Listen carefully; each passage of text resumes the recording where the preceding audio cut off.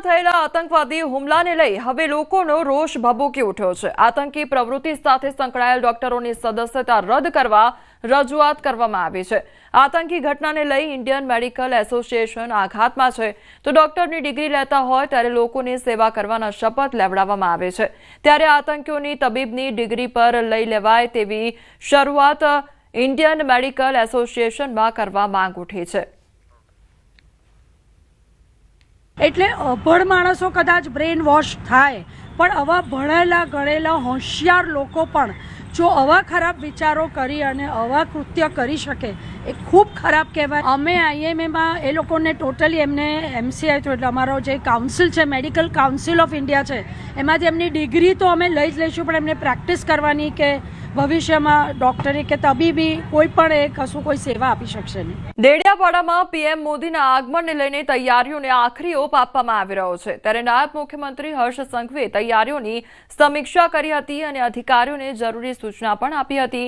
આ દરમિયાન આદિજાતિ મંત્રી નરેશ પટેલ અને પૂર્વ મંત્રી ગણપત વસાવા અને નર્મદા જિલ્લા ભાજપ અધ્યક્ષ સહિતના આગેવાનો હાજર રહ્યા હતા। હર્ષ સંઘવીએ મીડિયા સાથે વાતચીત કરતા જણાવ્યું કે ભગવાન બિરસા મુંડાની 150મી જન્મ જયંતિની ઉજવણી થઈ રહી છે ત્યારે પીએમ મોદી ડેડિયાપાડા આવી રહ્યા છે। વિશાળ જનસભા સંબોધી પીએમ દેવમોગરા માતાજીના દર્શને પણ જવાના છે। ડેડિયાપાડાના લોકો પીએમ મોદીને આવકારવા આતુર બન્યા છે।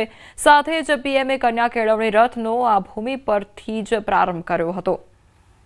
भगवान बिरसा मुंडा जयंती के खूब अवसर पे प्रधानमंत्री श्री नरेंद्र भाई मोदी जी स्वयं यहाँ पधार रहे हैं। देश भर के हर राज्य में भगवान बिरसा मुंडा जी की 150वीं जन्म जयंती की ये कल जो खास तौर पे बनाया जाने वाली है उसमें मोदी जी देडियापाड़ा से लाइव होने वाले हैं और खुद मोदी जी कल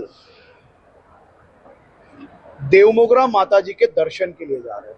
ભગવાન બિરસા મુંડાની 150મી જન્મ જયંતિની ઉજવણી ધામધૂમપૂર્વક નર્મદા જિલ્લાના દેડિયાપાડા ખાતે કરવામાં આવી રહી છે। ખાસ વાત કરીએ તો જ્યાં જે ડોમ બનાવવામાં આવ્યો છે લગભગ 40થી 50 હજાર જેટલા લોકો બેસી શકે એવી વ્યવસ્થા અહીં કરવામાં આવી છે।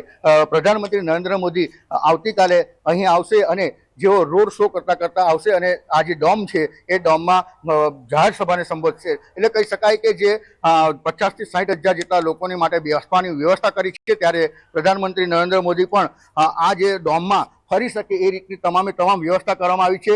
રોડ શો કરી શકે તે માટે રસ્તા પણ બનાવવામાં આવે છે। તમે જોઈ શકો છો તેમ કે જે આ રસ્તો છે જ્યાંથી રસ્તામાંથી જે રોડ શો કરશે અને જે પ્રજા બેઠી હશે લોકો બેઠા હશે તેમનું અભિવાદન પણ ઝીલશે। એટલે કહી શકાય કે આજે જેના નાયબ મુખ્યમંત્રી હર્ષ સંઘવી પણ આ જે ડોમની મુલાકાત કરી ચૂક્યા છે અને આવતીકાલે જે પ્રધાનમંત્રી નરેન્દ્ર મોદી આવવાના છે જેની તડામાર તૈયારીઓ પૂર્ણ કરી દેવામાં આવી છે। દીપક પટેલ, ન્યૂઝ 18 ગુજરાતી, નર્મદા।